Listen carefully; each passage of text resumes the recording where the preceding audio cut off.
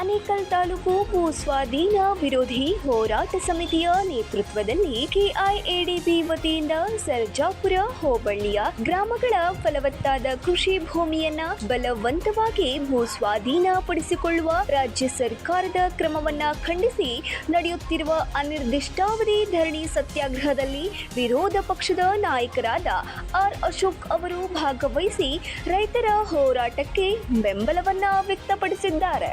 ಈ ವೇಳೆ ಪ್ರತಿಭಟನಾಕಾರರನ್ನ ಉದ್ದೇಶಿಸಿ ಮಾತನಾಡಿದ ಅವರು, ರೈತರ ಬದುಕಿನ ಆಧಾರವಾದ ಕೃಷಿ ಭೂಮಿಯನ್ನ ಕಸಿದುಕೊಂಡು ಅಭಿವೃದ್ಧಿಯ ಹೆಸರಿನಲ್ಲಿ ಅನ್ಯಾಯವನ್ನ ಎಸಗುವುದು ಯಾವುದೇ ಕಾರಣಕ್ಕೂ ಸ್ವೀಕಾರಾರ್ಹವಲ್ಲ.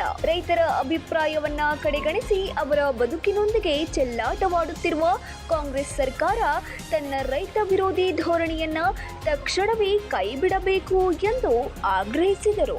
ಈ ಸಂದರ್ಭದಲ್ಲಿ ಬೆಂಗಳೂರು ಗ್ರಾಮಾಂತರ ಲೋಕಸಭಾ ಕ್ಷೇತ್ರದ ಸಂಸದರಾದ ಡಾಕ್ಟರ್ ಸಿಎನ್ ಮಂಜುನಾಥ್, ಶಾಸಕರಾದ ಸತೀಶ್ ರೆಡ್ಡಿ, ಎಂಎಲ್ಸಿ ಗೋಪಿನಾಥ್ ರೆಡ್ಡಿ, ಭೂ ಸ್ವಾಧೀನ ವಿರೋಧಿ ಹೋರಾಟ ಸಮಿತಿಯ ಮುಂದಾಳುಗಳು, ಸಾವಿರಾರು ರೈತರು ಹಾಗೂ ಪ್ರಮುಖರು ನಾಯಕರು ಉಪಸ್ಥಿತರಿದ್ದರು. 9 ಲೈವ್ ನ್ಯೂಸ್ ಬೆಂಗಳೂರು.